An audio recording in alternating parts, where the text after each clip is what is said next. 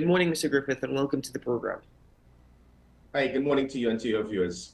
Well, thanks very much for joining us. Let me start by asking you, do you think that this is something that citizens should be concerned about, should be worried about? One police source, according to one local newspaper, is saying, don't panic as yes. But clearly, this is a situation that is evolving rapidly. Well, excuse whoever was that police source, the first thing he needs to understand, he or she, is that it involves something called honesty. If it is that you're not honest, the country is not going to believe in you. There's going to be a lack of public trust and confidence. It goes in line with just a few weeks ago where a deputy commissioner of police says, we are in total control of the crime situation. And then when you say that, people realize either you're living in another planet or you're being disingenuous. So you need to be honest. Obviously, even if there's one kidnapping, there would be a degree of concern. But we have seen a pattern over the last few months. And obviously, there is a need for concern. What should be done is to be honest, to say, yes, we have seen that there's been some pattern where it seems that certain individuals or groups may be trying to operate in a certain manner. And more importantly, even the recent alleged kidnapping, where it is perceived that there may be possible law enforcement influence in that kidnapping. That is even more it will increase the concern. The main concern that we had with kidnapping started somewhere between 2005 to 2008. And I think that was the spike, that was the highest spike we ever had with kidnappings. So with all of these special anti-crime units and the blimps and the plans for the OPVs and all of that, it was out of control.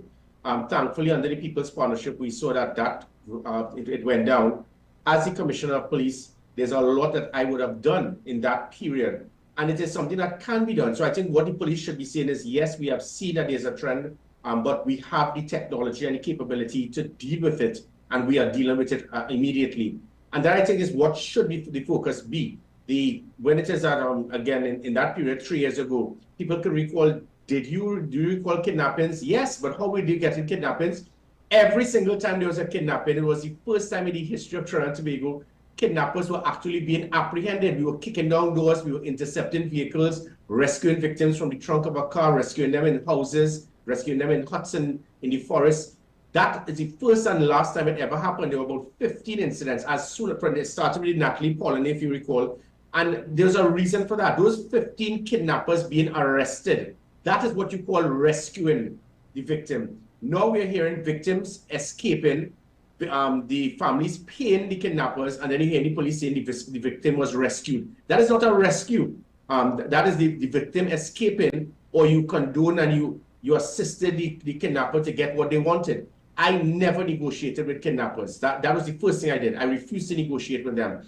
The police pre-2010, their job was, okay, so they asked for a ransom, let's get a security company to pay the ransom and get the person back and say, we've done a good job. You assisted the kidnappers in their trade. I was just the opposite.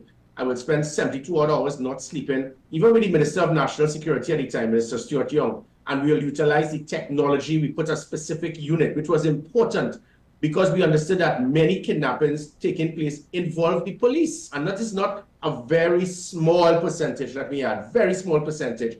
But if every time like the Natalie Polony situation, every time we were getting leads, they were finding out that we were onto them. And then I understood that police officers were involved. 2 of them actually were arrested for the crime. So you need a specific unit separate and apart from the police. You need an intelligence unit separate and apart from the police. You need to have the technology that is available out there. And the kidnappers started saying to themselves, what is that Gary Griffith has that he can pinpoint us and find us? Those were all the things that put an end to kidnapping. It stopped. The reason why it has been reignited is because of petty politics and ignorance on the part of the hierarchy of the police service, not embracing and appreciating the technology that is there and understanding the importance of having an elite unit to deal with such a crime. I think under your watch, you correct me if I'm wrong, there was this unit, the Direct Action Task Force, of which you had established as Minister of National Security to deal with exactly what you're speaking of. What has happened to that particular unit? And in fact, how did it differ from the operations of the anti-kidnapping squad? Yeah, sure. The anti-kidnapping squad, first few kidnappings, the guys turned up there looking like total vagrants. They didn't know how to approach individuals. And then I understood that some of those who were qualified in kidnapping, they were transferred to other units, which is the same thing that happened recently with the gender-based violence unit, where Claire Guy Allen and persons, where I spent so much time, effort, and taxpayers' money to get persons trained specifically to understand the sensitivity, the confidentiality of certain units. After a while, you transfer the individuals. So the same way you have understood that the importance of the gender-based violence unit 3 years ago, that virtually put an end to domestic violence, all of the persons trained, they were reassigned to another unit. So the bulk of the gender-based violence unit are not qualified to understand the sensitivity and the confidentiality of that crime. Same thing can happen with the anti-crime, the anti-kidnapping squad. Many persons were properly trained. And then the person before me, the commissioner before me, saw it fit to take them and transfer them to other locations instead of utilizing them for the qualification that they had to deal with kidnapping. Kidnapping is a very specific type of training to understand how to negotiate with the kidnappers, how to understand, how to pinpoint the possible persons of interest, and then start looking at the technology available. And so that is why when I, as the Minister of National Security, that direct action task force is similar to when I formed the National Security Special Operation Group, the National Operations Center, the Rapid Response Unit, the Community Comfort Patrol, the damming vessels. Every single thing that I would have implemented as the Minister of National Security that ensured the highest reduction in serious crime in 31 years, it was all shut down by the PNM when they resumed up, when they took over in 2015.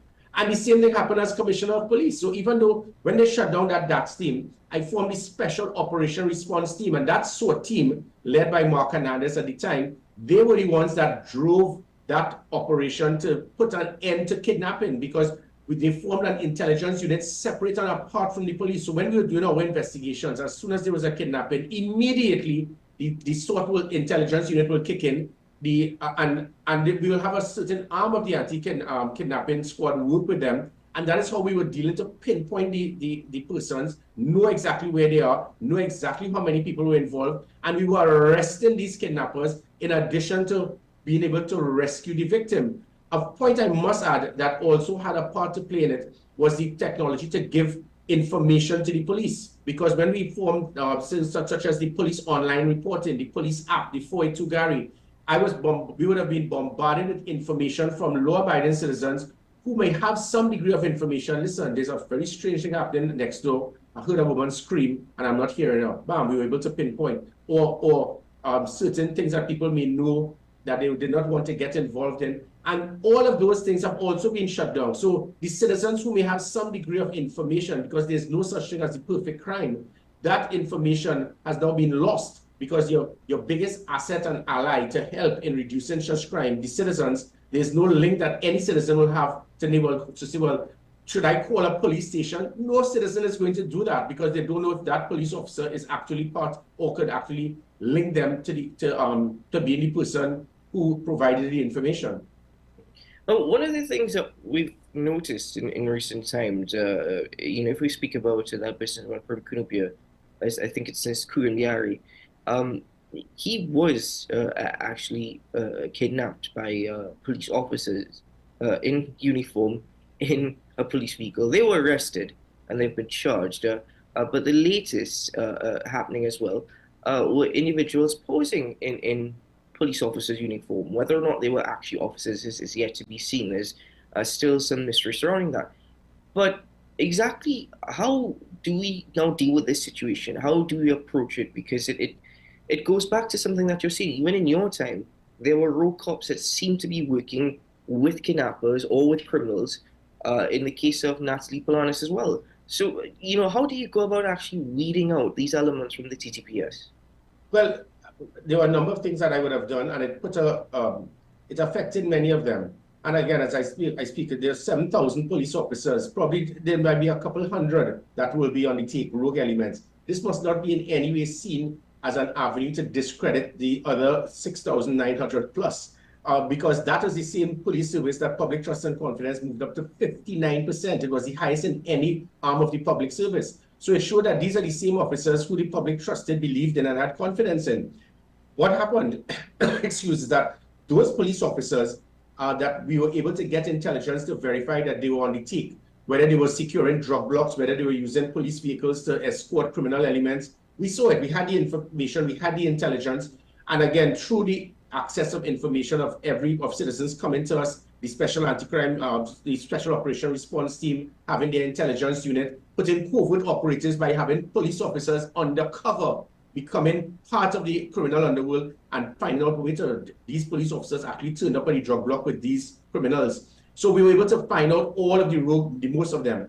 And I started doing polygraph testing, drug testing, those such as the Southwest Peninsula. If you refuse to be polygraph tested for a simple question, do you financially benefit from illegal drugs, weapons, and human trafficking? And you refuse, I will send you to a position away from the Southwestern Peninsula if I don't have enough evidence to arrest you. Similar, if we found information of police officers utilizing vehicles for criminal activities, you got a desk job until we have enough information to have you removed. Then we had a situation of 300 police officers who were just on suspension, getting $10,000 plus a month for over a decade, costing the taxpayers over $50 million per annum. What I started doing was having them fired or bring them back on duty. So there were many things that would have been done to try to put an end to it.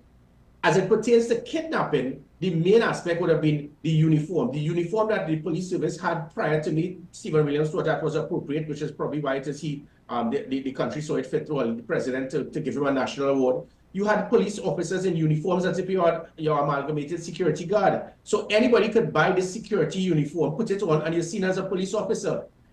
Because of me trying to cut police overtime corruption by over 100 million per annum, it allowed me the opportunity to implement things such as the Police Marine Branch, the Emergency Response Patrol, the National Operations Center, the Commissioner's Command Center, body cameras, tasers, pepper spray. But also, it provided me with the opportunity to acquire funds for changing the police uniform. And changing the police uniform, it was approved, it would have been similar to what you see in NYPD or Chicago PD, uniform that could not be misinterpreted or acquired somewhere else that you could imitate a police officer, not the amalgamated or security guard uniform that anyone could buy in Pennywise. That is what is still being used now by police officers. It's a cheap, simple brand that could be acquired anywhere, and you could get anybody just to get, or you get a TTPS polo jersey, which some of them were wearing in that kidnapping. So what we had was to change the uniform, one. Two, the police badge, which I made it mandatory. Each officer must wear their badge. That badge was separate and apart, that you couldn't just purchase that badge anywhere else. So they removed the uniform that I acquired, that I got the approval for. They removed the badge that would have made it able for you to pinpoint police from thief. And more importantly, every single police vehicle GPS tracking was on the vehicle. So it meant that if a police officer was on a patrol, and for half an hour he was parked on Wendy Fitzwilliam and Jasper Avenue, we can say, you can now move from parking by your girlfriend, you're not on patrol. That meant that if, for example, this situation, the police would have been able, if Earla Christopher wasn't as incompetent as she was to remove that operational command center, where every police vehicle had a GPS tracking, the police would have been able to say by now, we can emphatically state that that was not a police vehicle because there was no GPS of any police vehicle at that location at that time. They cannot state it because they shut down the operational command center and the commissioner's command center and monitoring every police vehicle through GPS tracking. Had that been done, 72, 96 hours have passed and the police cannot state whether it was police or thief because they have removed all of the systems that provided an element of accountability for police officers. So they would have said that was not a police vehicle, that's somebody who purchased a blue light imitating police officers wearing a police polo jerseys, and those were not police officers. They cannot state it. And if it was, had it been police officers, the GPS tracking would have pinpointed these are the officers who are at that place at that time, so we can now go after these police officers by utilizing that police vehicle. Well, Mr. Griffith, earlier this year, police intelligence sources at anti-crime briefing, I think it was in March, actually projected that kidnappings for ransom would increase in 2024 and may extend beyond 2024. This is since March of this year. Since that particular briefing, what should have been done or what could have been done if police intelligence sources had an idea that this is what was going to happen, this is what was coming our way? Easy. Replug, reboot, reignite all the things that put an end to kidnapping pre-2021. That is all what was required. Put back, change the police uniform with the funding being provided. Put back on the making it mandatory for the police to have the police badges. put back the GPS tracking on all of the police vehicles, reignite a special elite unit separate and apart from the police. You shut down, so you remove the badges, you remove the uniform, you remove the GPS tracking, you remove the operational command center, you remove the commissioner's command center, you remove the GPS tracking on the police vehicles, you remove the special operation response team, you remove the specific intelligence unit that was assigned to this to sort, to pinpoint and get the information. You remove the police app, the online reporting, the 482 Gary. I just call 11 policies, units, and technology that put an end to kidnapping. Earlier, Christopher and McDonald, Jacob, shut down every single thing that pegged back criminals, that let them realize, my God, changing uniform, badges, GPS tracking on vehicles, the special operation response team. That is where criminals always saw a few moments later. The few moments later wasn't Gary Griffith having a crystal ball, was utilizing technology and units separate and apart from the police that were able to pinpoint persons, whether it is that you're involved in home invasion, extortion, kidnapping. So all of those things, if you realize that there was a plan to bring back kidnappings, all of the things that put an end to kidnapping, you think that they will have the common sense and the professionalism and the proactivity to reignite the things that put an end to kidnapping. They have not lifted a finger and ignited one thing, right? Because Gary Griffith implemented it. And who's paying the price? The public. I wish to assure the public, these things that I mentioned can be implemented, reignited, rebooted within a matter of days. If that is done, the same way it is that kidnappings came to an end, similar to home invasions, with domestic violence, extortion, the same thing can happen, and you will see all of these concerns that the public has could be pegged back within months. Now, I recall when Christiana Sanka, that particular case of kidnapping, you spoke and you said that criminals are always one or two steps ahead. They always, are very much ahead and thinking about what is going to be their next move 2 steps ahead. That being said, with all these elements involved, do you think it's too unpredictable to deal with kidnappings? Kidnappings have become so unpredictable, it really is going to be difficult to deal with it, at least at this point in time. Not at all, because in 2021, the technology that I was able to acquire, thanks to our US allies who work, I mean, they really worked with us heavily, the type of technology that would have been provided. And again, Minister Stuart Young, as much as he frustrates the life out of me, he didn't understand anything about law enforcement, but he managed it to allow me the opportunity to have immediate access with the US Embassy, the DEA, the FBI, and the type of technology that they provided me with. This is an island. It is not difficult to stop kidnapping. Why is it that there were 15 odd kidnappings I could show you every single time? Kidnappers, you recall, that was in 2019 to 2021. Kidnappers arrested, kidnappers held, Natalie Pollinay rescued. There were 15 odd kidnappings that we held the kidnappers. It never happened before. And then you hear certain newspapers in support of the government or even police officers, oh, we have rescued the victim. They've never rescued a victim since then. The victims have escaped or you paid the ransom. That is not rescuing. That is condoning and aiding and abetting and allowing the criminals to get their way. The same way I will not negotiate with terrorists, I will not negotiate with kidnappers. Whether I become a Minister of National Security or Prime Minister, Commissioner of Police in the future, or how I operated in the past. That's the first thing you must do. Do not negotiate with them. And then being able to pinpoint and find send that breadcrumb trail to see exactly where they are, what they are doing, who they are. And I found out on many occasions police would have been involved. And that is why you need to have a unit separate and apart from the police service to be able to pinpoint the perpetrators. It was done. So to state that it cannot be done, the technology that is out there, it is mind-boggling. Why they have refused to use the same technology that I had access to, that were able to pinpoint the kidnappers, arrest them, and rescue the victims, only God knows. If you're not negotiating with kidnappers, isn't that endangering the life of the individual who has been abducted, or individuals? Well, no. Well, you see, there's a certain degree of communication that will take place. When I say negotiating, I do not negotiate with kidnappers. What was happening pre-2010 and now is that the kidnappers will demand a ransom, and the first thing the police will do is, okay, pay the ransom. That is not how we deal with it. The first thing you must do, more than anything else, is to find a way to pinpoint the kidnappers and arrest them and go after them. That is why the kidnappers stopped kidnapping, because they realized that Gary Griffith was dealing with fining us and putting us in jail for life. And that is my focus. So what happened before and after? And it happened even when I became commissioner. The first thing when Natalie pointed, okay, let's pay the ransom. I said, what? How about good policing? Being able to have a whole wall, pinpoint photos, looking at the numbers, looking at the charts, looking at motives, looking at possible persons, looking and realizing that this police officer continues to be heavily involved where it is he should not be, and then realizing he's part of the thing. You have that whole wall. You see it on these SVU and these. That is how it's done. We never had that before, and so that's where this anti-kidnapping, they were never able once to solve a kidnapping, or before, after 2018 to 2021. So that's my point. When I say you don't negotiate, your priority should be to rescue the victim and to take down the kidnappers.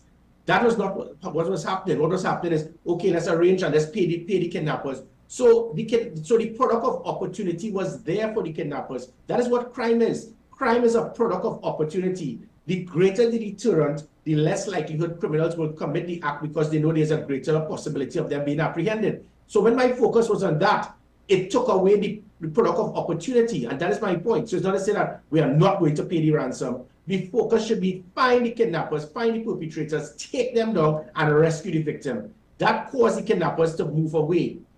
Pre-2010 and post-2021, we've gone back to, okay, they've kidnapped, well, let's wait for the call, and they said they want the ransom. Let's get our security company to drop the ransom, and then when if hopefully the victim comes back, the police will get the Guardian to put a headline to say victim rescued. No, you have now emboldened these kidnappers to realize this is an easy thing for us to do. Let's get back to the crime spree. We need to go back to what was done pre-2021. As I say quickly, the police badges, the uniform, the online reporting, the police app, the 482 Gary, the GPS tracking on the police vehicles, an elite operational unit like SWOT, a specific intelligence unit.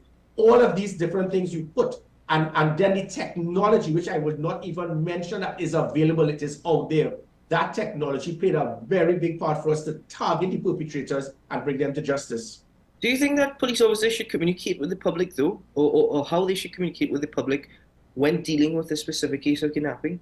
Well, yeah, but again, because of the police app, the online reporting, the 482 Gary, as I will always say, there's no such thing as the perfect crime. So what happens is that persons will give us information and say, Commissioner, or go online, Constable so-and-so, so this person was threatening this individual. And then we started getting leads. And from the leads, now we'll put it on the wall, start looking at the leads, start looking at possible persons of interest, start looking at persons who may have a concern over that individual, and then you start drawing, and then we started drawing the chart, being able to start homing in on who may be the perpetrator, and then using the technology, putting those things together. It worked. So that is where the police should have some degree of, but there's no avenue to allow the citizens to give information to the police. Listen, we've gone back to, if somebody is jumping over your wall, you have to go on your phone book to find the number for a police station. You do not call police stations in a panic mode like that. You must automatically call 999. The reason I put an end to that is when I put that system in that 999, that when you call, somebody's going to answer the phone. I promise you, if you call 999 now, you'll be probably put on hold for 45 minutes. So now you have to go back to a station, and then the station is going to tell you we don't have police vehicles. We have gone back 20 years. What was happening then was you call 999, you have the call that somebody's jumping over your wall. We can now have an operational command center. We are seeing the 200 police vehicles on patrol. The GPS tracking can pinpoint the closest vehicle in their area of responsibility, the AOR, pinpointing to closest proximity. So we will get a response in less than 5 minutes. And by doing that, it will cause, that is what put an end to home invasion. It was what put an end to kidnapping, because the kidnappers realized someone calls 999 immediately. So I said the technology, the units, the systems, it is there. It was provided to the TTPS. Shutting down and dismantling based on political directives or because of your ignorance in understanding 21st century policing is what has caused all of these types of crime to be reignited. Finally, Mr. Griffith, how would you advise citizens looking after themselves? How should they, with this situation, or just another element that is really plaguing them and haunting citizens, how would you advise that they actually look out for themselves, look after themselves? Well, I could speak on behalf of myself. What I would advise is that if the state is unable to protect you, the state must allow you the opportunity to protect yourself, which is why I would have been provided 3,000 firearms to 25,000 applicants. Not one was lost, stolen, or used for a crime during my period. There should be an avenue to allow law-abiding citizens for the right to defend themselves. My wife, Nicole Griffith, for 7 years, she pushed the avenue for persons to have the access to pepper spray. It still was not done. But as it pertains to citizens at this time, I give you the assurance that with a change in government, a change in direction, this can turn around. It can turn around in months. You would have seen it 2019 to 2021. You would have seen it 2013 to 2015. It is not difficult. You need to have the political will to do it. Until then, I ask you, you do not need to migrate. You do not need to say that all is in vain. It can be turned around. In the meantime, you need to be very proactive. You need to think like the criminal. Every time you go somewhere, you're driving into your home, you need to look at the surroundings. Always think, try to be operational, try to be tactical. You see a vehicle looking very suspicious when you're getting close to your home. You're getting close to your home. You call home to let them know that you're getting there, you're nearby. On most occasions, the persons who abduct you, they look for patterns. They know exactly what time you're going to the mall, what time you're going to the gym, what time you're leaving. They look at patterns. Try to break your pattern as well. And hopefully, again, as I said, this can change, but it requires the political will. It requires police officers in the hierarchy to appreciate, understand, and embrace technology, units, and sophisticated 21st century policing that put an end to kidnapping, domestic violence, home invasion, and extortion. It happened pre-2021. I assure the country it would happen again. Mr. Griffith, thank you very much for your time this morning, sir. All the very best to you. My pleasure. Take care. Take care.